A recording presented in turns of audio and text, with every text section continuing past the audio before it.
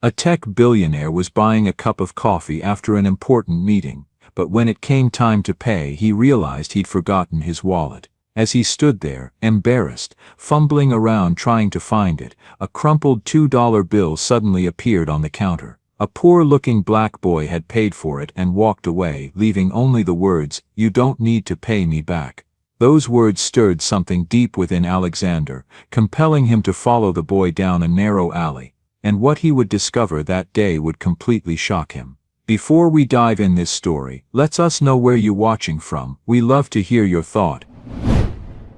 New Orleans met Alexander Reed the way it always had, slow, humid, and unapologetically honest. He had come for a conference, a closed-door gathering on social impact investing, held inside a polished hotel near the river. Panels, handshakes, promises dressed in careful language.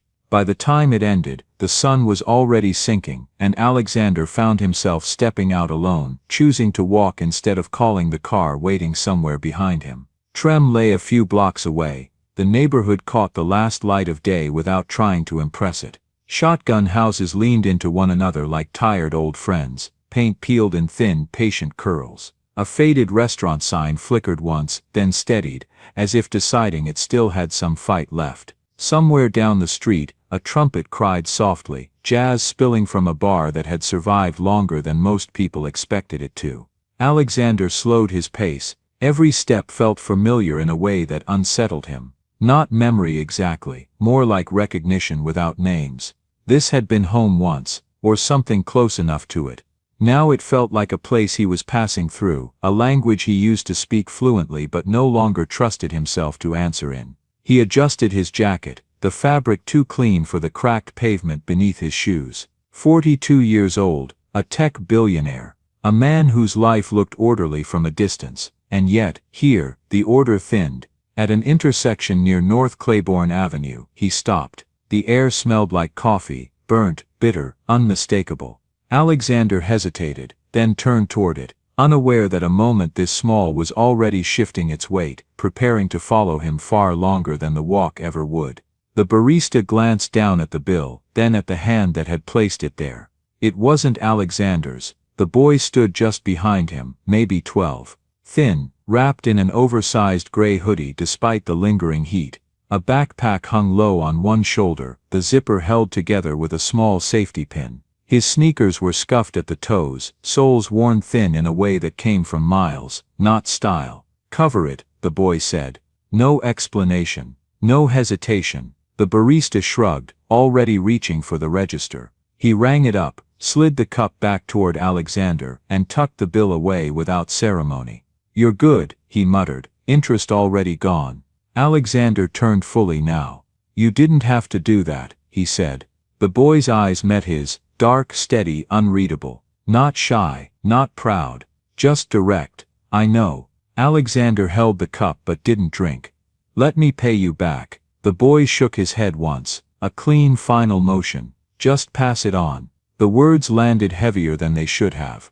Alexander opened his mouth, then closed it again. He searched for something to offer, money, gratitude, context, but none of it felt right. The boy hadn't stepped forward for thanks. He hadn't even looked at the coffee. Instead, he adjusted the strap of his backpack and turned away. As he walked, Alexander noticed the details he hadn't at first, the way the boy favored one shoe slightly, the way he moved like someone used to navigating crowded sidewalks alone. He pushed through the foot traffic without looking back, already blending into the street. Alexander stayed where he was. The coffee was still warm in his hands. The city hummed around him, indifferent. A trumpet laughed somewhere down the block, then fell quiet. He took a sip. It tasted the same as it always had. And yet something had shifted. By the time Alexander looked up again, the boy was nearly gone, just another figure moving toward Trem, carrying a weight that didn't show on his shoulders. Without fully deciding to, Alexander stepped off the curb and followed at a distance, curiosity tightening into something quieter, more deliberate, not to interfere, just to understand. Alexander kept his distance, not close enough to be noticed, not far enough to lose him, just a few paces behind, moving with the quiet discipline of someone who had learned long ago how to disappear in plain sight. The boy turned east, away from the brighter streets, cutting through intersections where the sidewalks cracked wider and the streetlights grew farther apart. Traffic thinned. The sound of jazz faded into something more distant, replaced by the low hum of evening, dogs barking behind fences, a radio murmuring through an open window, the scrape of a broom against concrete. Alexander matched his pace without thinking. The boy didn't rush, he walked with intention, each step measured, as if time itself was something he had learned to manage carefully. At one corner, he paused to let a group of people pass, then crossed without looking back. At another, he stepped around a pothole filled with rainwater, the movement practiced, almost automatic. Alexander noticed the small things. The way the boy checked his surroundings before entering a store, the way his shoulders tightened when a car slowed nearby, then relaxed when it passed. The way he never reached into his pockets while walking, keeping his hands visible, empty. This wasn't caution learned from lectures, it was lived. They stopped at a small pharmacy, a narrow place squeezed between a laundromat and a boarded-up storefront. The neon sign flickered weakly, spelling out only half the word pharmacy before giving up entirely. Alexander waited across the street. Through the window, he watched the boy approach the counter. He didn't lean, didn't fidget. He placed a few items down, medicine, generic, nothing branded. The pharmacist spoke briefly, his tone neutral. The boy nodded, then reached into his pocket. Change spilled into his palm. He counted it carefully, once, twice, sliding coins back and forth with his thumb until the amount felt right. The pharmacist waited without comment. When the boy finished, the man scooped the coins into the register and pushed the bag toward him. No discounts, no charity, just a transaction. The boy tucked the bag into his backpack and stepped back outside. Alexander crossed the street as the door shut behind him. They continued on. The houses grew older here, shotgun homes with narrow porches and sagging steps, paint bleached by decades of sun. Some were cared for, flowers planted carefully along the front. Others leaned into disrepair, windows dark, doors chained shut like held breaths. The boy turned onto a quieter block.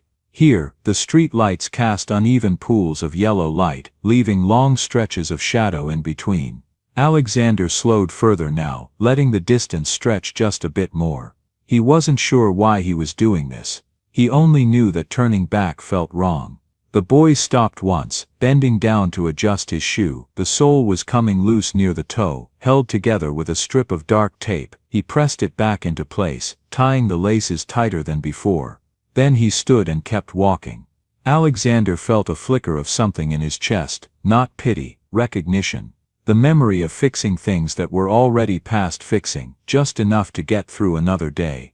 They reached a corner store. The boy went in again. This time, Alexander stepped closer, pretending to study a flyer taped to a lamppost. Inside, the boy picked up a small bag of rice, a loaf of bread, a can of soup, nothing more. He hesitated in front of the cooler, fingers brushing the glass, then shook his head and stepped away. At the counter, he paid in cash, more coins. Alexander watched the cashier glance at the amount, then at the boy. A pause. The boy met his eyes calmly. After a second, the cashier nodded and bagged the items without comment. Outside again, the boy shifted the weight of his backpack, now heavier, pulling the strap higher on his shoulder. He didn't complain. He didn't sigh, he simply adjusted and moved on. Alexander felt the city closing in around them, not physically, but emotionally. Each block peeled away another layer of distance between who he had become and who he had been. He hadn't walked these streets like this in decades, not with purpose, not with nothing waiting at the other end. They turned onto a block that felt different.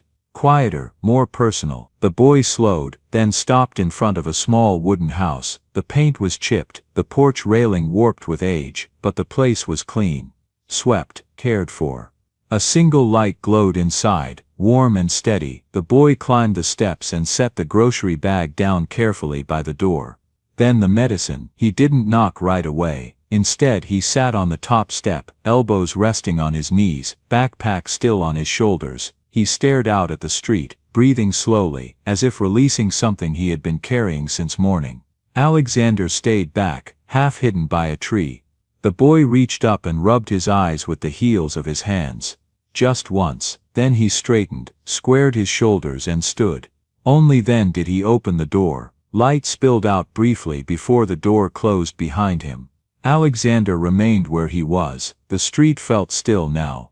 No cars passed, no voices carried, even the air seemed to pause, waiting. He hadn't planned to come this far. He hadn't planned anything beyond a cup of coffee, and yet here he was, standing on a quiet block in Trem, watching a house that meant nothing to him, and somehow everything.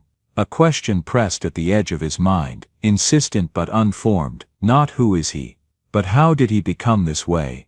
Alexander took a step forward, then stopped. The porch light flickered once, then steadied. He exhaled slowly, made a decision he hadn't named yet, and started toward the house, careful this time, not to follow but to approach. Whatever waited on those steps, he sensed was not something meant to be observed from a distance. Alexander stopped a few feet from the porch. Close enough to be seen, far enough to leave space. The boy turned first, his body shifted instantly, shoulders tightening, weight settling back on his heels. Not fear exactly. Readiness, the kind that came from learning early that strangers didn't always announce what they wanted. "I'm sorry," Alexander said before the silence could harden. "I don't mean to scare you." The boy studied him for a moment, long enough to decide whether the apology was real. "You followed me," he said. It wasn't an accusation, just a fact. "Yes," Alexander replied. He didn't rush it. "I did." Another pause. The porch light hummed faintly above them. Somewhere down the block, a door slammed, then the sound faded again. The boy glanced back at the house, then at Alexander. "Why?" Alexander considered the easy answers and set them aside. "Because I wanted to understand," he said. "And because I didn't want to pretend I hadn't." The boy watched him closely, measuring something that had nothing to do with words. After a beat, he stepped aside slightly. "Not an invitation, just permission. You can sit," he said.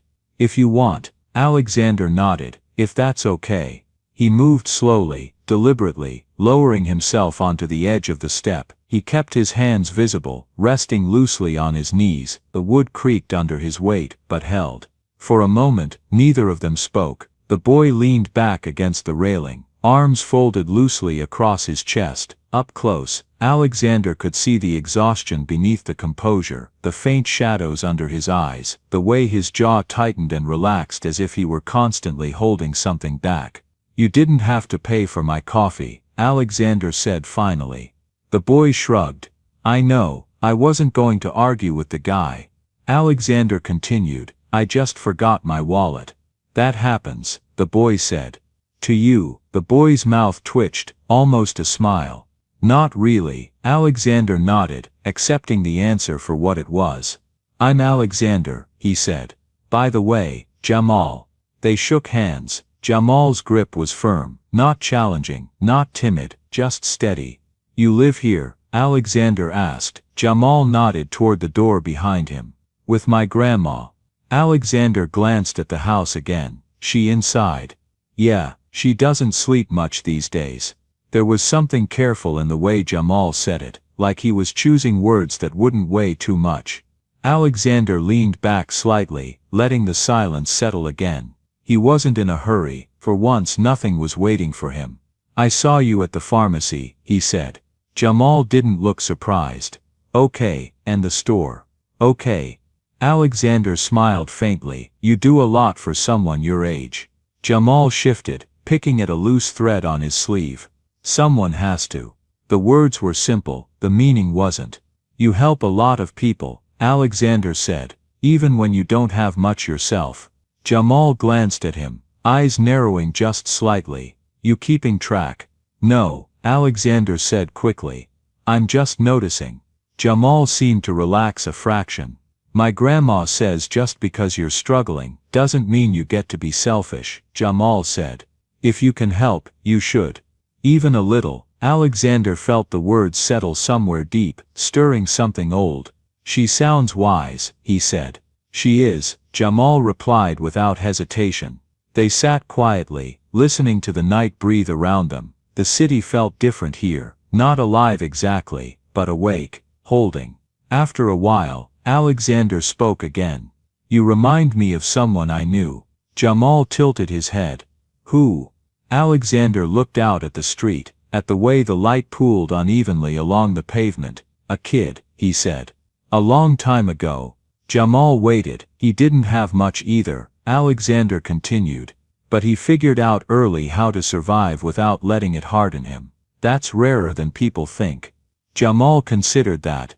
Did it work? Alexander smiled, though there was no humor in it. It took a while. Another silence. Not uncomfortable, just full. You gonna tell me why you're really here? Jamal asked. Alexander turned to him. Met his eyes. I don't know yet, he said honestly. I just know that paying for that coffee wasn't nothing. And neither was the way you did it. Jamal nodded slowly, as if accepting that for now. From inside the house came a soft sound, a cough, muffled but persistent.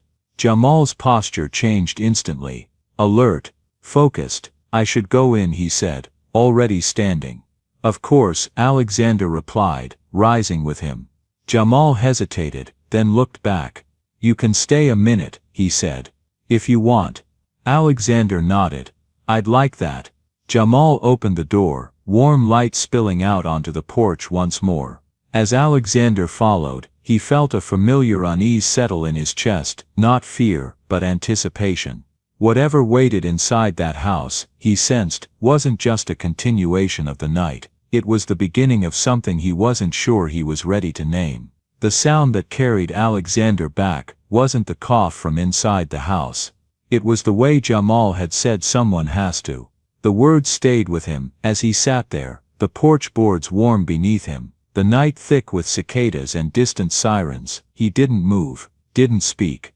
His gaze drifted past the street, past the present, until the world around him thinned and gave way to something older. New Orleans, 25 years earlier. Back then, the city hadn't felt tired. It had felt loud, impatient, full of doors that closed quickly, and streets that never quite belonged to him. Alexander had been smaller then. 13, maybe 14. Time blurred when you stopped counting birthdays. He remembered the hunger first, not the sharp kind that made your stomach cramp, but the dull, constant ache that settled in and stayed. The kind that made everything feel slower, your thoughts, your steps, your hope. He learned early which dumpsters were worth checking, and which weren't.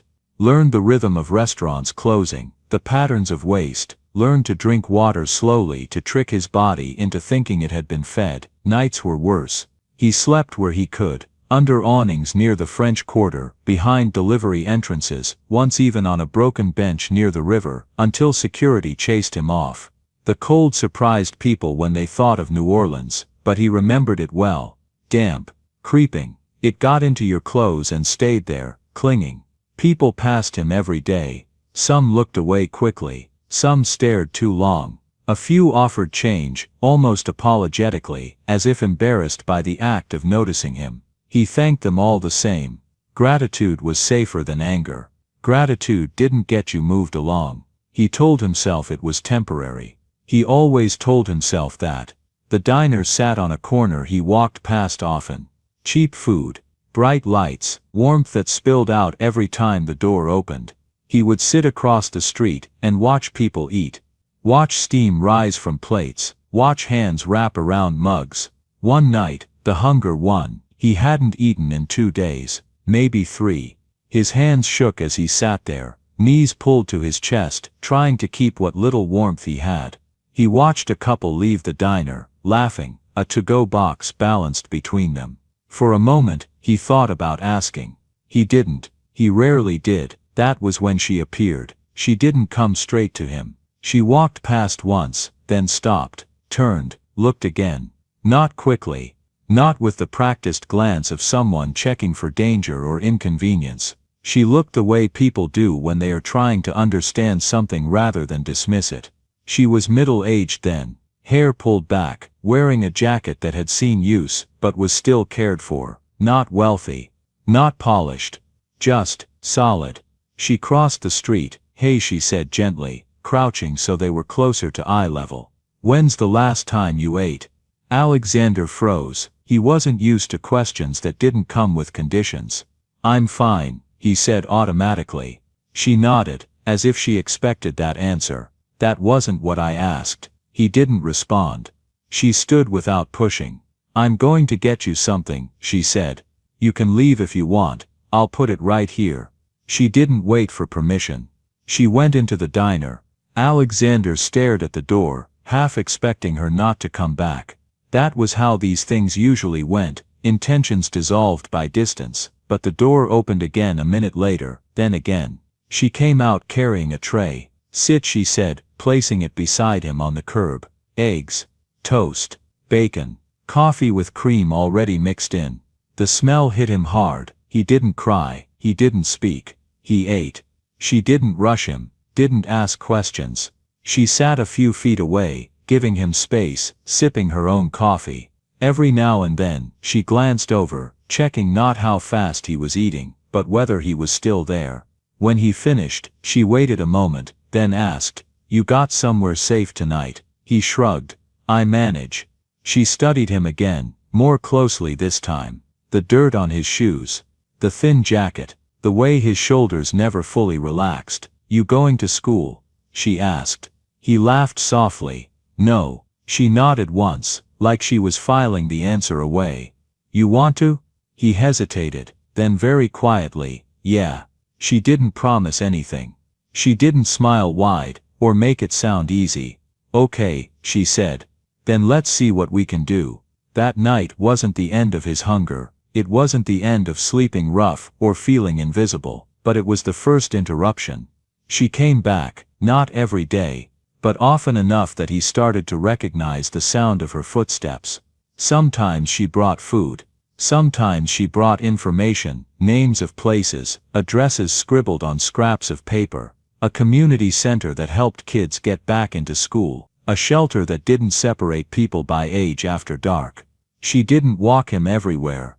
She didn't hover, she pointed, explained, then let him decide. Once she brought him a jacket. It wasn't new, it fit a little too big. He wore it until the sleeves frayed. Another time, she sat with him outside the center while he waited to talk to someone inside. He was nervous. He told her so. "Being nervous means you care," she said. "That's not a weakness." He held on to that longer than the jacket. Weeks turned into months. He learned her routine. She worked at a school cafeteria. Volunteered when she could. Knew people. Not powerful people, but connected ones. The kind who showed up, who knew where to push gently and where to wait. When he finally enrolled in school, she didn't celebrate like it was a miracle. "Good," she said. "That's a start." The day he got his first set of textbooks, he didn't know where to put them. He didn't own a bag sturdy enough to carry them. He balanced them awkwardly against his chest, afraid to set them down. She watched him struggle for a moment, then handed him something small. A silver coin. It was worn smooth at the edges, older than both of them. He turned it over in his fingers, confused. "What's this for?" he asked. She smiled, then not wide, but warm. "It's not for spending." "Then what?" "For remembering," she said. "When things feel like they're slipping, you hold on to something solid, something that reminds you that you're still here." He frowned. "What if I lose it?" "Then you learn to take care of what matters," she said. "Either way you'll be okay." He kept it in his pocket. Always the same pocket. He touched it when he was scared, when he was tired, when he felt like the world was closing in again. She never asked for it back. Years passed. He grew, changed, learned how to blend in just enough, how to sit in a classroom without flinching at sudden noises, how to trust teachers who didn't raise their voices, how to imagine a future that extended beyond the end of the week. He saw her less as time went on. Life pulled them in different directions. But whenever they crossed paths, she asked the same questions. "You eating, you learning? You okay?" And he always answered honestly. The last time he saw her he was 17, taller, cleaner, carrying a borrowed backpack that didn't smell like the street. She looked tired that day, but she smiled when she saw him. "Look at you," she said, still standing. He wanted to say thank you, wanted to say everything, but the words tangled up inside him, heavy and inadequate. "I'll do something with this," he said instead, gesturing vaguely to himself. "I promise." She nodded, satisfied. "I know." Then she walked away. He never saw her again. Life moved fast after that. College, work, opportunities that came wrapped in risk and ambition. He learned new languages, code, contracts, negotiation, learned how to build things that scaled, things that reached far beyond one city. But he never forgot the coin. It sat now years later in the same pocket of his wallet. On the porch in Treme, Alexander shifted slightly, the memory loosening its grip. Inside the house, something moved, a soft shuffle, the creak of a bed. Jamal's voice followed, low and gentle. Alexander exhaled slowly. He hadn't come back to New Orleans to remember. But memory, it seemed, had been waiting for him anyway. The house was smaller on the inside than Alexander expected. Not cramped, just carefully measured, as if every object had learned exactly how much space it was allowed to take. The light came from a single lamp near the far wall, its yellow glow softening the edges of the room. Shadows gathered in the corners, patient and unmoving. The air smelled of herbal tea and medicine, something faintly floral underneath, clean but lived in. Jamal stepped inside first, setting the grocery bag down on a small table near the door. He moved quietly, deliberately, as though sound itself might be a burden here. Alexander followed a moment later, closing the door gently behind him. On the bed near the window lay an elderly woman, propped up by thin pillows. Her frame was slight, almost fragile, but her posture held a dignity that hadn't faded with age. Her hair, streaked with gray, was braided neatly over one shoulder. When she turned her head, her eyes, dark, alert, found Jamal immediately. "You're home, baby," she said. Her voice was soft, worn smooth by time rather than weakness. "Did you eat?" "I'm fine, Grandma," Jamal replied, pouring water into a chipped glass. "I got your medicine." She smiled at that. Not broadly, just enough. Then her gaze shifted. Alexander felt it land on him like a hand resting on his chest, light, curious, unafraid. "And who's this?" she asked. Jamal hesitated, just a fraction of a second. "This is Alexander." He stopped by. Alexander stepped forward, keeping his movements unhurried. "Ma'am," he said. "It's nice to meet you." She studied him the way people used to, slowly, without hurry, without apology. Not searching for status. Not impressed by presence. Just looking. "Martha Williams," she said at last. "You're welcome here." "Thank you," Alexander replied. He meant it more deeply than he expected. Jamal handed her the glass of water and the medicine. She took them without comment, swallowing carefully. When she was done, she rested the glass on the table beside her and leaned back slightly, breathing evenly. Alexander took in the room. A small bookshelf against the wall, its shelves uneven under the weight of paperbacks and old folders. A stack of folded blankets at the foot of the bed. On the far wall, several framed photographs hung crookedly, their edges yellowed with time. Families, children, school events, community gatherings. His chest tightened. "You raised Jamal yourself?" Alexander asked gently. Martha nodded. "Since he was little." "That couldn't have been easy." She smiled faintly. "Most important things aren't." Jamal leaned against the wall, arms crossed loosely, listening but not interrupting. "You worked around here," Alexander continued. "All my life," Martha said. "School cafeteria for years. Volunteered when I could. People always think you need money to help. Most of the time you just need to show up." The words settled heavily in the room. Alexander shifted slightly in his chair. Something about her cadence, unhurried, unembellished, stirred something uneasy in him. A familiarity he couldn't place. "And Jamal," he said, glancing toward the boy. "He helps a lot of people." Martha followed his gaze, pride flickering across her face. "He's got a good heart. Sometimes too good."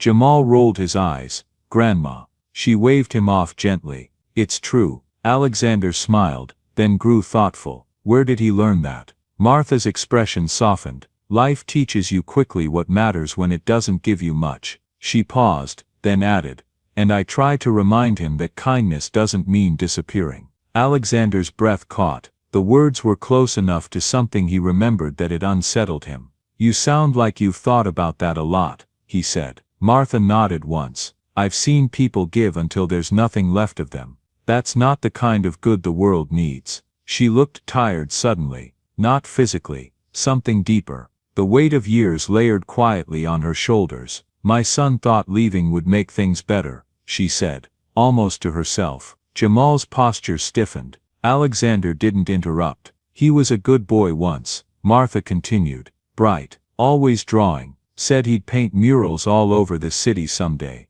Her mouth curved faintly then stilled. Life took a different turn. She fell silent. The room held the pause without pressing. He left, she said after a while. Thought he was saving us from himself. Maybe he was, maybe he wasn't. I stopped trying to untangle it a long time ago. Jamal stared at the floor. Alexander felt something click softly in his mind. Not a full picture, just a fragment sliding into place. The way she spoke, the patience in her pauses, the absence of bitterness. He glanced again at the photographs on the wall. One, in particular, drew his attention. A younger Martha stood in the center, smiling warmly, her arm around a group of children. They were outside a school building. He recognized the architecture before he could name it. His pulse quickened.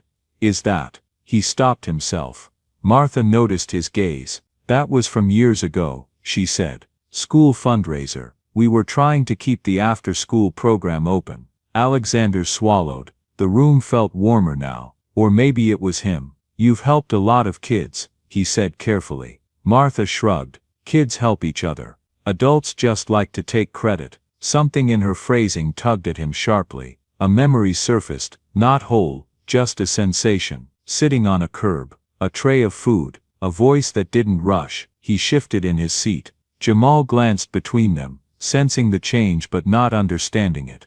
You all right? Jamal asked. Yes, Alexander said quickly. Just tired. Martha watched him more closely now. Her eyes lingered on his face, tracing lines, expressions, something beyond appearance. You've been through things, she said. He nodded. A long time ago. She studied him for another moment, then looked away, as if respecting a boundary she hadn't named. We all carry something, she said. What matters is what we do with it. Alexander felt his throat tighten. There were too many overlaps now. Too many echoes. The school, the phrasing, the quiet certainty. But doubt held him back. People helped people all the time, especially women like her. Especially in this city, he couldn't let memory bend reality into something it wanted to see. And yet, Martha shifted, reaching toward the nightstand. Her hand trembled slightly as she adjusted a stack of old papers. One slipped free, fluttering to the floor. Alexander leaned forward instinctively to pick it up. It was an old flyer, faded ink, a community center fundraiser. His fingers brushed it, and a jolt ran through him. This was dangerous. He handed it back without comment. Thank you, Martha said, her eyes meeting his again. Something passed between them then. Not recognition. Not yet. Just the sense of two timelines brushing against each other, close enough to feel the heat. From the street outside came the distant sound of laughter. A car passed. Life continuing, indifferent. Alexander stood slowly. I should go, he said, though he wasn't sure he meant. Jamal looked surprised. You don't have to. I know, Alexander replied. But I think I need to think. Martha nodded. You're welcome back. I'd like that, he said. As he moved toward the door, his hand brushed his jacket pocket. He felt the familiar outline there, solid and small. The silver coin. His breath caught. He didn't take it out. Not yet. Some truths, he knew, needed time to breathe before they could be spoken aloud. He stepped outside into the night, the door closing softly behind him. On the porch he paused, staring out at the quiet street, heart racing with a question he wasn't ready to answer. Not is it her, but what if it is, and what does that ask of me now? Alexander didn't leave the porch. He stood there, the night pressing in softly, the house behind him breathing with the quiet rhythms of someone trying to rest.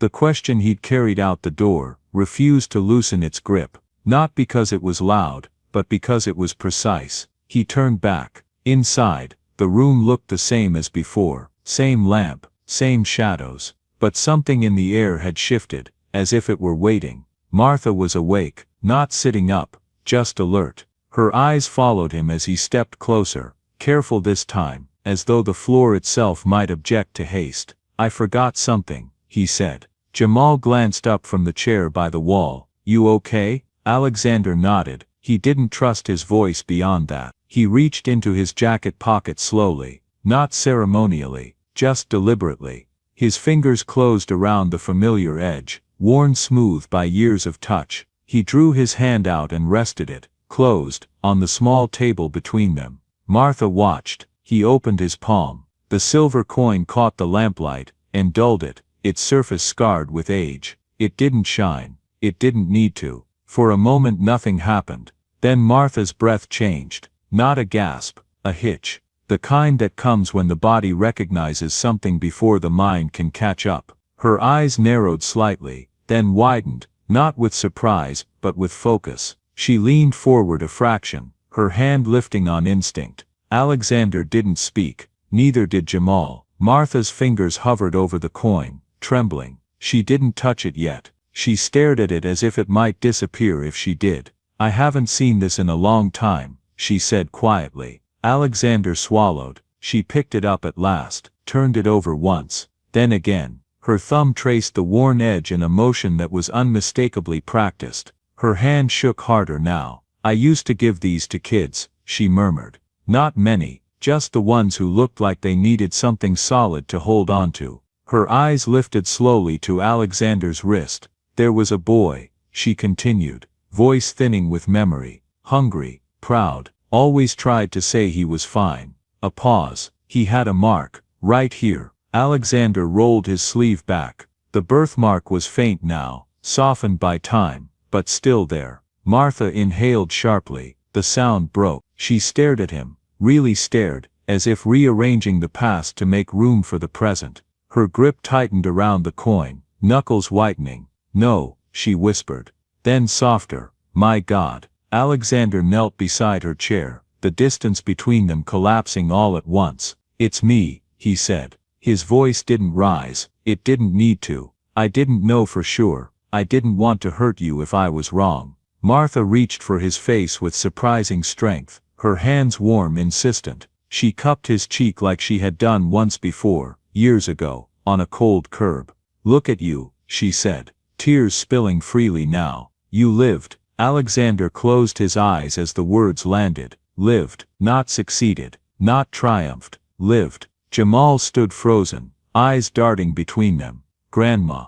Martha didn't look away from Alexander. "Baby," she said gently, "this man. He was a child I helped once, a long time ago." Alexander nodded. "She saved my life," he said simply. Silence filled the room, not empty, but complete. The kind that holds everything it needs. Martha laughed softly through her tears. "I thought he was gone," she whispered. "I thought the city swallowed him." Alexander shook his head. "It tried." She pulled him into an embrace, fragile and fierce all at once. He held her carefully, as if afraid time might undo the moment if he moved too quickly. When they finally parted, the coin still rested in her hand. She pressed it back into his palm. "You kept it," she said. "I did," he replied. She smiled, exhausted and radiant. Then it did its job. Outside, the city moved on, unaware of the circle it had just closed. Inside, nothing needed to be said yet. Some truths, once spoken, required quiet, not answers. From the outside, nothing seemed to change. The street kept its rhythm. The house stayed quiet, but inside, everything began to move off-beat. Alexander didn't return with gifts or promises. He made phone calls instead, short, careful ones, spoken out of the way. 2 days later a doctor came. He wasn't rushed, he wasn't showy. He spoke to Martha as if her time mattered. He listened, adjusted her medication, explained only what needed to be understood. Jamal watched from the doorway. He didn't interrupt, he didn't ask questions, he simply took it in. That night, Jamal didn't sit on the porch. He went straight to his room and closed the door a little harder than usual. The next morning, he left early, earlier than before. His backpack was set, his stride quick. He didn't look back. When they crossed paths later, Jamal barely slowed. "You okay?" Alexander asked. "Yeah," Jamal said, "just busy." He kept walking. The distance didn't announce itself, it settled. A few nights later they sat on the porch again, space between them. "You don't have to do all this," Jamal said, eyes on the street. Do what? Alexander asked. All of it, Jamal replied. Feels the same. Alexander was quiet for a moment. Sometimes help shows up so fast it erases what someone's been doing to hold things together. Jamal's jaw tightened. I don't want to think I was kind for this, he said. No one thinks that, Alexander said. I do. The words stayed there, unanswered. After that, Jamal gave more. He carried a heavy crate to an old woman's porch, fixed a loose fence board with borrowed tools, sat on the curb beside a tired child, and listened until the child stood up and went home. He didn't look around. He didn't wait to be seen. Alexander noticed anyway. That night, Jamal came home late. Martha was asleep. Alexander sat at the table with papers spread neatly in front of him. You don't have to do that here, Jamal said. Alexander closed the folder. I don't want everything we have to be because of you, Jamal said. I don't want to owe you. You don't, Alexander replied. That's not how it feels. Alexander nodded. Even clean help changes the balance. Jamal exhaled, some tension loosening.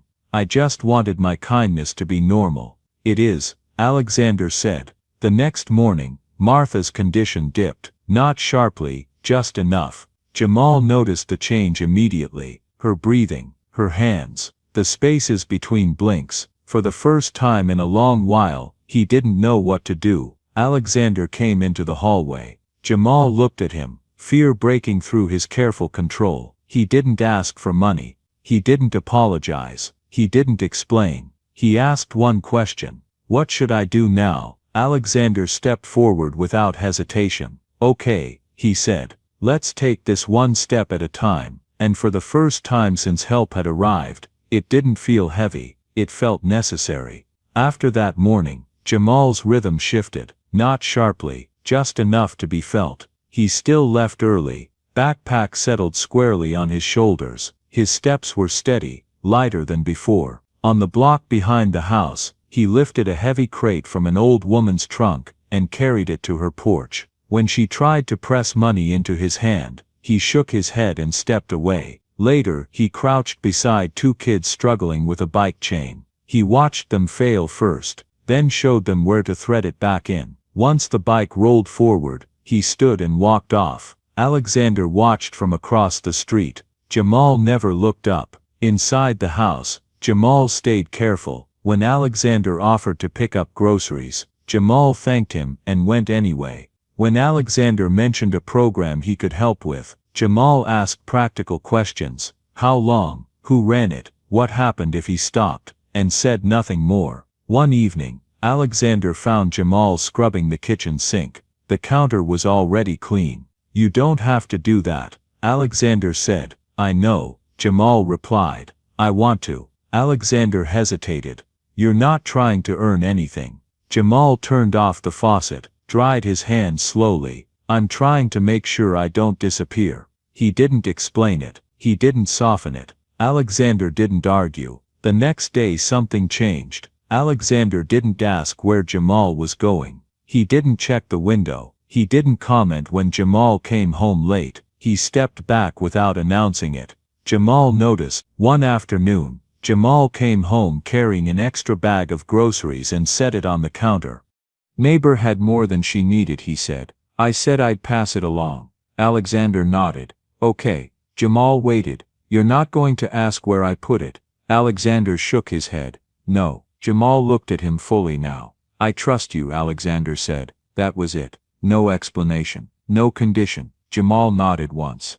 Okay. That evening they sat on the porch, the street humming softly around them. Jamal swung his legs, heels brushing the step. I don't mind help, he said after a while. I just don't want it to be the reason people see me. It won't be, Alexander said. Jamal leaned back. The tension didn't vanish, but it eased. For the first time since help had entered his life, Jamal felt something hold without pressing. Not control, not certainty, balance. The night didn't announce itself as a crisis. It slipped in quietly between the ticking clock, a passing car, the low hum of the refrigerator. Jamal had already brushed his teeth, folded his clothes for the morning. Martha had gone to bed early, tired but steady. He lay awake anyway. Then he heard it. A change so small it would have passed unnoticed by anyone not listening for it. Martha's breathing off rhythm, slower, faster, a pause that lingered just a beat too long. Jamal sat up. He waited, listened again. Another pause. He was at her bedside in seconds.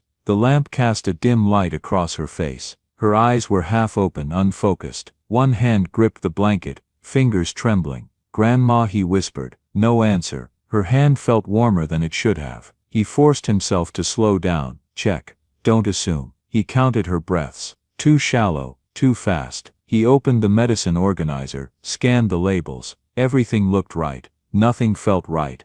"Okay," he murmured. Her eyes flickered. Her lips parted. No sound came out. That was when fear hit. Clean and sharp, leaving no room for debate. He reached for his phone, then stopped. His thoughts collided without landing anywhere. For years he had handled things alone. This wasn't that. He pressed his palm against the wall, grounded himself. A floorboard creaked behind him. Alexander stood in the doorway, already awake. "Jamal?" Jamal turned. For a moment habit rose. "It's fine, I've got it." He almost took the weight back, but the fear was louder. He didn't ask for money. He didn't apologize. He didn't explain. He asked one question: "What should I do now?" Alexander crossed the room at once, not rushed, not hesitant. One glance took everything in. "Okay," he said calmly. "We're going to slow this down." He checked Martha's pulse, counted, then looked at Jamal. "You did the right thing," he said. "All of it." "I don't know what this is," Jamal said. "That's all right," Alexander replied. "You don't have to." He lifted his phone. "I'm calling for help, not because you failed, because this is bigger than one person." Jamal nodded. As Alexander spoke to the operator, steady and precise, Jamal stayed by the bed, holding his grandmother's hand, whispering her name when her breathing faltered. The paramedics arrived quickly. Quiet efficiency filled the house. Jamal stepped back, unsure of his place. Alexander stayed close. "They're here," he said. "You don't have to do anything right now." Martha was stabilized enough to move, enough to breathe easier. At the door a paramedic paused. "You coming with us?" Jamal froze. He looked at Alexander. Alexander didn't answer for him. He waited. "Yes," Jamal said. In the ambulance, red and white light flashed against the windows. Jamal watched the monitor rise and fall, hands clenched in his lap. Alexander sat across from him, close enough to matter. "You did exactly what you were supposed to do," Alexander said. "I didn't know what to do. That's the point," Alexander replied. "Knowing when you don't know, that's when you ask. I didn't want to depend on you." "This isn't dependence," Alexander said. "It's trust." At the hospital, the night broke into fragments, forms, questions, waiting rooms heavy with disinfectant and old coffee. Jamal answered when he could. When he couldn't, Alexander filled the gaps without taking over. Eventually a doctor came out. "She's stable," he said. "We caught it early." Jamal exhaled. Later, sitting side by side, exhaustion settled in. "I thought I was supposed to handle everything," Jamal said. "You're supposed to handle what's yours," Alexander replied, "and ask for help when it's not." Jamal looked at him, not as someone rescuing him, but as someone who had stood with him. "Thank you." Alexander nodded. "Any time." They sat in silence. Outside, the city went on, unaware of the line just crossed, not from strength to weakness but from isolation to something steadier. Jamal didn't feel smaller for asking. He felt for the first time appropriately held. The hospital days passed without drama. No miracles. No confessions whispered in hallways. Just steady motion, charts checked, IVs adjusted, machines humming through nights that never fully slept. Martha stayed stable, not strong, not safe, but anchored. Alexander worked from the edges. He spoke with administrators, social workers, coordinators, asked careful questions, waited for clear answers. Long-term care, medication delivery, a home health nurse. Nothing was rushed, nothing was framed as a favor. Jamal noticed, when the social worker returned the next afternoon, she spoke to Jamal directly. "You're listed as her primary family contact," she said. "We'll need your input on the care plan." Jamal blinked. "Mine?" "Yes. You live with her." Alexander sat 2 chairs away, silent. Jamal glanced at him, waiting out of habit for him to step in. He didn't. He stayed where he was. "Okay," Jamal said. "What do you need to know?" They talked for nearly an hour. Jamal explained routines, habits, what calmed Martha, what unsettled her. He asked questions of his own. The social worker listened and took notes. Alexander watched, relieved and restrained. This was the point, not to replace Jamal, but to make sure no one else did. Over the next few days arrangements settled into place. A nurse scheduled regular visits, medications were organized through a community program, transportation options were confirmed. Every form listed institutions, services, programs. None listed Alexander's name. One afternoon, Jamal watched Alexander review the paperwork at the kitchen table. "You could have just paid for all of this," Jamal said. "I could have," Alexander replied. "Why didn't you?" "Because then it would belong to me," Alexander said. "And this doesn't." Jamal nodded, slow and thoughtful. "So none of this disappears if you leave?" "No," Alexander said. "It's not attached to me." That night, Martha was awake long enough to listen as Jamal explained the plan. When he finished, she looked at him. "You did all this?" Jamal hesitated. "We did." Martha smiled faintly, then glanced at Alexander. "You careful," she said. He smiled. "I try." In the days that followed, Jamal stopped watching for the catch. When Alexander said he'd be out, Jamal believed him. Trust settled, not through reassurance, but through repetition. One evening, Jamal found Alexander on the porch. "You never ask me to do anything back," Jamal said. Alexander looked at him. "Is that bothering you?" "It's confusing." "That's fair. Most help comes with expectations." "I know," Alexander said. "So let me be clear." Jamal waited. "You don't owe me anything. Not now. Not ever." Jamal studied his face, searching for conditions. "And if I mess up?" he asked. "If I make choices you don't agree with, then you'll be a kid making choices," Alexander said. "Like you're allowed to." Jamal exhaled. "So you're not keeping score?" "No." "Okay." The word landed clean. Later that week, Jamal paused in the doorway before heading out. "I'm helping Mr. Thompson with his shed tomorrow," he said. "I might be late." Alexander nodded. "Thanks for telling me." That was all. That night Jamal worked easily in the kitchen, talking about school, a book he'd started, a teacher who reminded him of someone he couldn't place. Alexander listened without guiding the conversation. When the house grew quiet, Jamal spoke again. "I was worried that once things got easier, I'd feel smaller." Alexander waited. "But I don't," Jamal said. "I feel like I can breathe." Alexander nodded. "That's how you know it's being done right." Jamal leaned back, tension draining from his shoulders. Not gratitude, not relief, safety. Outside the city kept its rhythm. Inside the small house, help had found its proper shape, and because of that, Jamal finally had space for questions that weren't about survival, questions about family, about absence, about the man who wasn't there. When those questions came, Alexander would be listening. The afternoon arrived without urgency, no appointments, no calls to return, just the quiet stretch of time that followed crisis. When the body finally realized it was allowed to stand down, sunlight filtered through the trees and settled on the porch in soft uneven patches. Jamal sat on the top step, shoes off, heels resting against the wood. He wasn't watching the street so much as listening to it, voices passing, a car radio humming, the familiar rhythm of a neighborhood that didn't ask to be fixed.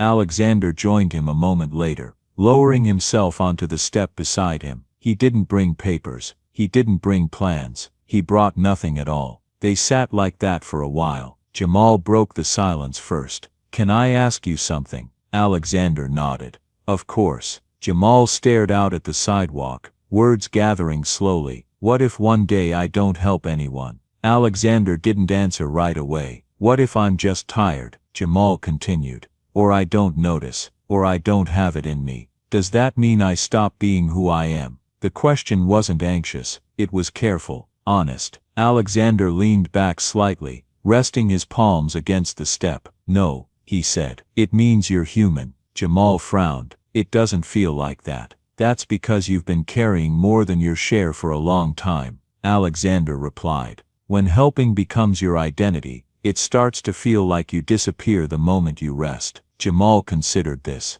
"Isn't that what you're supposed to do though? Give until it's gone?" Alexander shook his head gently. "That's what people say when they confuse sacrifice with worth." Jamal glanced at him, surprised. Kindness isn't a resource you're meant to exhaust, Alexander continued. It's not something you prove by suffering. It doesn't stop existing just because you step back. Jamal was quiet again, processing. My grandma always says you shouldn't turn your back on people, he said. She's right, Alexander replied. But turning your back isn't the same as sitting down. Jamal let out a short breath, half a laugh. That sounds like something you learned the hard way. Alexander nodded. I did. He didn't elaborate, and Jamal didn't ask. A breeze moved through the trees, stirring the leaves overhead. The porch creaked softly beneath them. So Jamal said after a while, "It's okay if I don't always say yes." "Yes," Alexander said. "And it's okay if you don't always see what needs doing."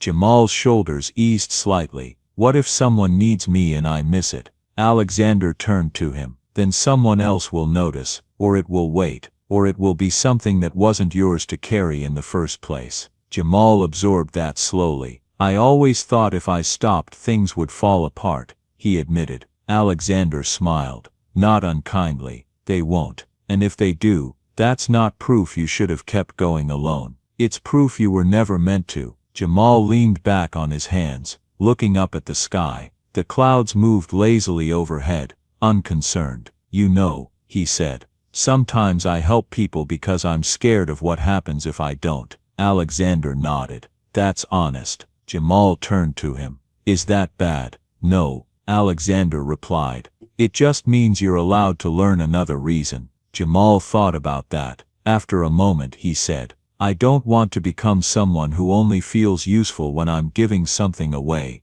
Alexander's voice softened. "You won't. Not if you remember that you're allowed to be here even when your hands are empty." The words settled between them, unforced. Inside the house, Martha shifted in her chair, the sound faint but reassuring. Jamal glanced toward the door, then back to the street. "I've been tired," he said quietly. Alexander nodded.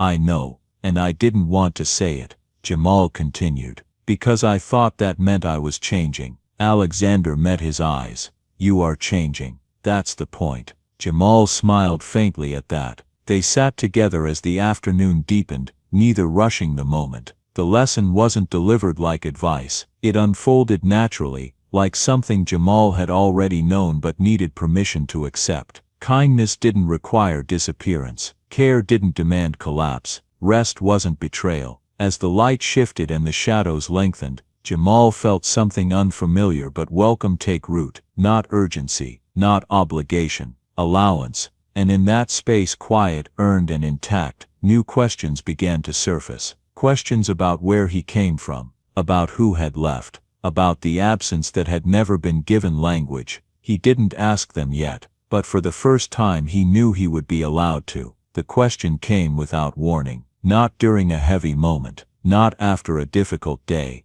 It arrived in the space between ordinary things, when the house was calm, and the evening hadn't decided what it wanted to be yet. Jamal was rinsing a plate at the sink. Alexander sat at the small table, reading through mail Martha had asked him to look over. The window was open, letting in the sounds of the block, someone laughing, a screen door closing, a dog barking once and stopping. Jamal didn't turn around when he spoke. "Do you ever think," he said slowly, "that someone can leave even if they love you?" Alexander looked up, but Jamal kept his eyes on the running water. The question hung there, unfinished, but unmistakable. "Yes," Alexander said after a moment. "I do." Jamal nodded as if he'd expected that answer. "My dad left when I was little," he continued. His voice stayed level, careful. "I don't really remember him, just pieces. A jacket, his laugh, maybe, or maybe that part I made up."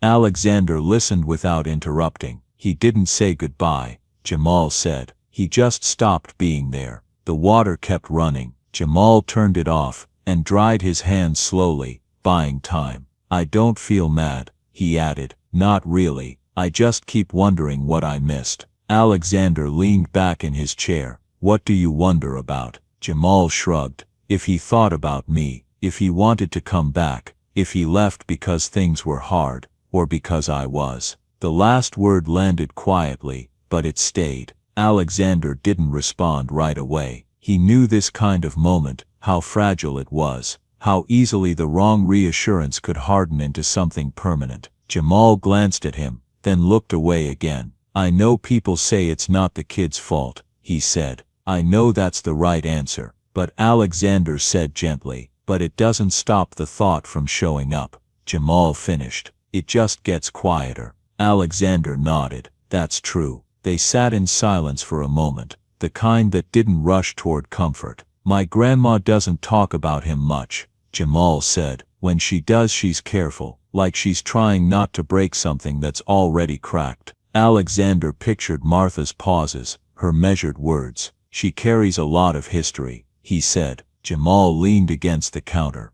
I don't blame her. I just sometimes I want to know what kind of person he was before he left. That's a reasonable thing to want, Alexander replied. Jamal hesitated. Do you think knowing would help? Alexander considered that. I think knowing the truth usually helps more than guessing, even when the truth isn't kind. Jamal absorbed that quietly. I used to think if I was good enough, he'd come back, Jamal said, like maybe he was waiting for me to turn into someone worth staying for. Alexander felt something tighten in his chest. That's a heavy thing for a kid to carry, he said. Jamal shrugged again, smaller this time. I stopped thinking that a while ago, I think. Alexander met his gaze. And now? Jamal looked down. Now I just want to understand, not to fix anything, just to know. The porch light flicked on automatically as the sky darkened. Alexander nodded slowly. Understanding doesn't always bring closure, he said, but it can take away the parts where you blame yourself for things that never belonged to you. Jamal looked up at that. You really believe that? Yes, Alexander said, because I've lived with unanswered questions, and they grow sharper the longer they stay unnamed. Jamal was quiet for a long time. Finally he asked, what if he left because he wasn't strong enough? Alexander didn't hesitate. Then that would say something about him, not about you. Jamal pressed his lips together, eyes shining but steady. I think that's what scares me. What? Alexander asked. That it might be true, Jamal said, and that even if it is, it still hurts. Alexander nodded. Both things can exist at the same time. Jamal turned away, staring out the window at the streetlights coming on one by one. I don't hate him, he said. I don't even know if I could. I just don't want to carry this forever. Alexander stood and moved closer, stopping a respectful distance away. You don't have to decide what you feel about him right now, he said. You just have to stop turning his absence into a judgment about yourself. Jamal swallowed. That's harder than it sounds. I know, Alexander replied, but it gets easier when you're not doing it alone. Jamal glanced at him, surprised by the phrasing. You mean Grandma? He asked. And me, Alexander said. If you want. Jamal didn't answer right away. I don't need you to find him, Jamal said carefully. I'm not asking for that. Alexander held his gaze. I know. Jamal studied his face as if checking for hidden intent. I just needed to say it out loud. Alexander nodded. I'm glad you did. The conversation didn't end neatly. There were no conclusions, no promises wrapped in certainty, but something shifted, subtly, irrevocably. Later that night, Jamal lay awake, staring at the ceiling. The house was quiet, the kind of quiet that didn't press in. He thought about his father, not as a shadow but as a person shaped by choices he didn't understand yet. For the first time the thought didn't circle back to what was wrong with me. Instead it paused at what happened to him. In the other room, Alexander sat at the table long after the house had gone still. He stared at nothing in particular, Jamal's words echoing in his mind. He understood now where the deepest wound lived. Not in poverty, not in fear, but in unanswered absence. He also understood the danger. Some truths healed, some disrupted, some arrived too late to fix anything, but still mattered. Alexander didn't decide anything that night. He didn't make calls. He didn't open files. He didn't begin a search. He only acknowledged the weight of what Jamal had shared, and the responsibility of hearing it. Because once a question like that was spoken aloud, it didn't disappear. It waited, and sooner or later someone would have to decide whether silence was kinder than truth. The city outside kept moving, unaware of the quiet line being drawn, a line between wondering and knowing. and Alexander, sitting alone in the dim kitchen light, realized that when the time came, choosing to cross it would change more than one life. Alexander didn't tell Jamal what he was doing, not because he was hiding it, but because some actions lost their integrity the moment they were explained too early. This was one of them. He began with what he knew: names, dates, old addresses written in handwriting that had faded but not disappeared. Conversations Martha had spoken carefully around, details she never lingered on. Alexander didn't ask her directly. He listened instead, letting fragments surface on their own.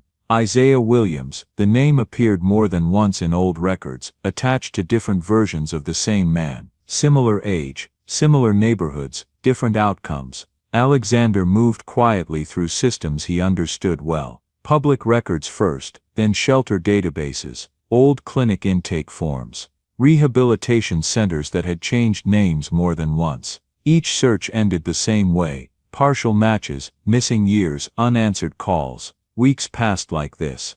Alexander didn't rush. He knew better than to confuse speed with care. Some days the search felt like progress. Other days it collapsed into nothing but crossed out notes and unanswered emails. He learned quickly what Isaiah was not. Not dead, not incarcerated, not officially missing, which somehow made it harder. One afternoon, a social worker from a community clinic returned his call. "We had someone by that name," she said cautiously. "A few years back, stayed for a while, kept his head down. Do you still see him?" Alexander asked. "No," she replied. "But he left clean." That doesn't always happen.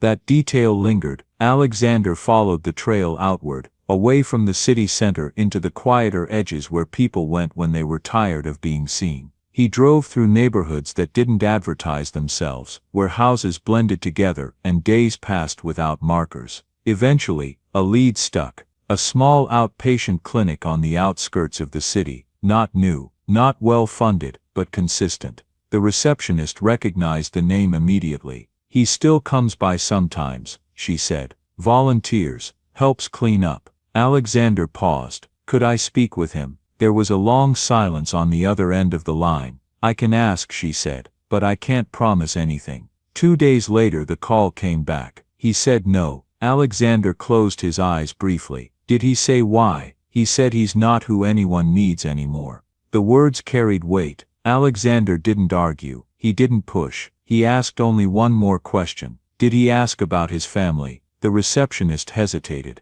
Yes, that was enough. Alexander asked her to pass along a message. Not an invitation, not a request, just the truth. Your mother is alive, your son is too. They are okay, you are not being asked for anything. A week passed, then another. Alexander didn't tell Jamal. He didn't change his behavior. He listened when Jamal talked about school, about small things, about nothing in particular. He let life continue at its own pace. Inside the question churned. Was this right? Even if Isaiah agreed to meet, what then? Jamal hadn't asked for reunion. He hadn't asked for explanations. He had asked for understanding. Sometimes understanding came without contact. Sometimes it didn't. The call came late one evening. Alexander stepped outside to take it. "I don't want to hurt him," Isaiah said. His voice was rough, measured by years of restraint. "I already did that once. You didn't disappear from his life." Alexander replied carefully. "You disappeared from yourself." There was a quiet exhale on the other end. "I'm not asking you to fix anything," Alexander continued. "I'm asking you to tell the truth, and only if you're willing." Silence stretched. "I don't want him to think I left because he wasn't enough," Isaiah said. "Then don't let that be the story," Alexander replied. Another pause. "Where?" Isaiah asked. They agreed on a place that didn't belong to memory. A small room at a community center outside the city, neutral, uncharged. No ghosts clinging to the walls. Alexander didn't tell Jamal yet. Not because he was afraid, but because timing mattered. Jamal deserved truth, not surprise. The night before the meeting, Alexander sat alone in his car, engine off, street light humming overhead. He thought about Martha, about Jamal, about the line between healing and harm. He knew one thing for certain: reunion was not the goal, truth was. And sometimes, truth arrived quietly, without apology, without promises, without guarantees of forgiveness. The next morning, Alexander sat across from Isaiah for the first time. The man looked older than his years, thinner. His hands bore the marks of work, not neglect. His eyes were clear, steady in a way that suggested long effort rather than ease. "I never stopped thinking about him," Isaiah said. "I just didn't think I deserved to be remembered." Alexander nodded. "That's not your decision to make." Isaiah swallowed. "Will he hate me?" Alexander didn't soften the answer. "He might." Isaiah nodded once. "I can live with that. What he won't do," Alexander added, "is keep blaming himself. Not once he hears it from you." That was when Isaiah closed his eyes. "Okay," he said. "Tell him." Alexander leaned back slightly. "I will, and then I'll let him decide." As Alexander drove back toward the city, the weight of what lay ahead settled fully onto his shoulders. The search had ended, but the harder part, the part that required no systems, no leverage, no preparation, was just beginning. And this time, silence would no longer be the safer choice.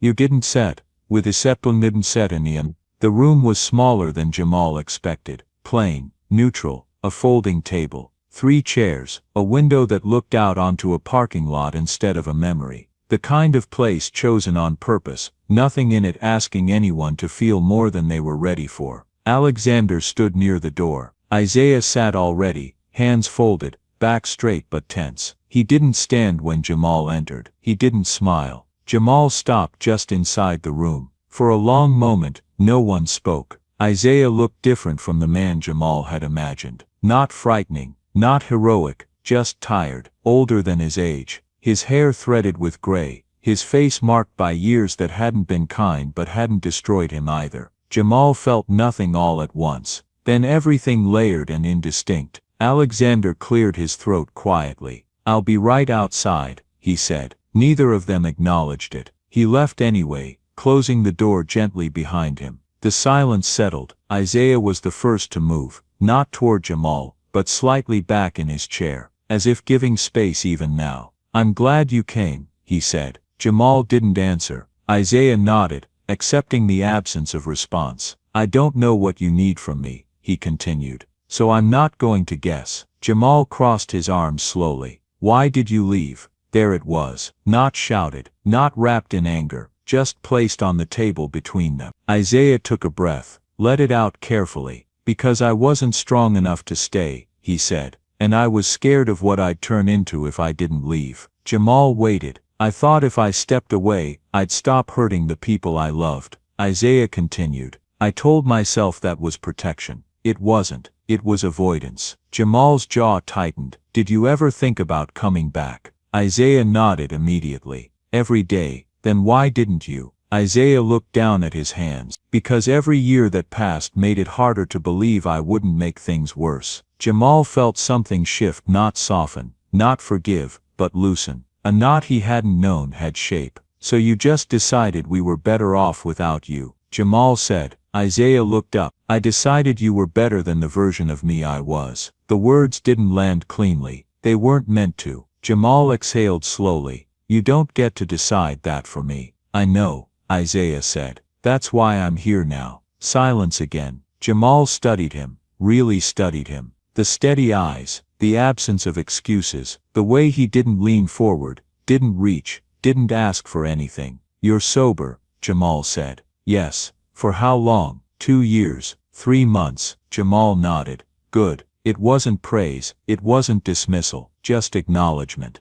Isaiah swallowed. "I don't expect forgiveness," he said. "I don't expect a relationship. I just don't want you to carry the idea that you weren't enough." Jamal felt the words land somewhere deep, quiet. "I don't know what I feel," Jamal said, after a while. "And I'm not going to pretend I do." Isaiah nodded. "That's fair. I'm not ready to forgive you," Jamal added. Isaiah didn't flinch. "I wouldn't trust it if you were." Jamal almost smiled. Almost. They sat there, 2 people connected by history but no longer trapped inside it. No apologies piled high. No promises made too soon. At the door Jamal paused. "I don't hate you," he said. "I just don't know you." Isaiah's voice was steady when he replied. "That's a start I didn't think I'd ever get." Jamal nodded once and left the room. Alexander stood up when he saw him. You okay? Jamal considered the question. I think so, he said. Not fixed, but lighter.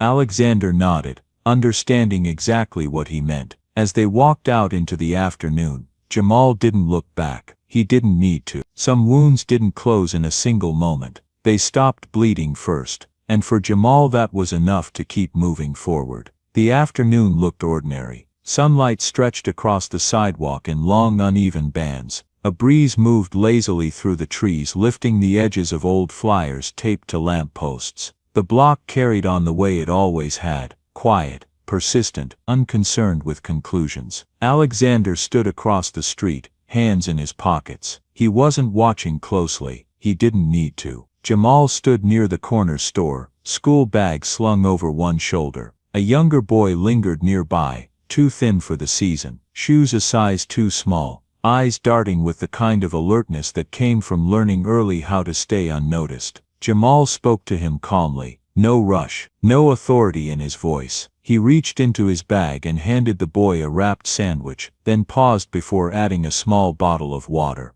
The boy hesitated, looked up, looked down. Jamal didn't push it into his hands. He waited. The boy took it. Thanks, he muttered. Jamal nodded once. You're good. Nothing more. The boy walked away, already halfway down the block, before he looked back. Jamal was still standing there, not watching, not checking, just existing. Alexander felt something settle in his chest. This wasn't the boy he'd met at the coffee stand. And it wasn't someone unrecognizable either. Jamal hadn't hardened. He hadn't softened into something performative. He had learned where the line was, and how to stay on the right side of it. Jamal turned and spotted Alexander across the street. Their eyes met briefly. Jamal lifted his chin in acknowledgement, then headed home. On the porch, Martha sat wrapped in a light blanket, watching the day pass. Jamal greeted her, set his bag down, and joined her without ceremony. No rush, no sense of obligation. Alexander stayed where he was. He didn't intervene. He didn't comment. He didn't step closer. He understood now that some moments were meant to be witnessed, not guided.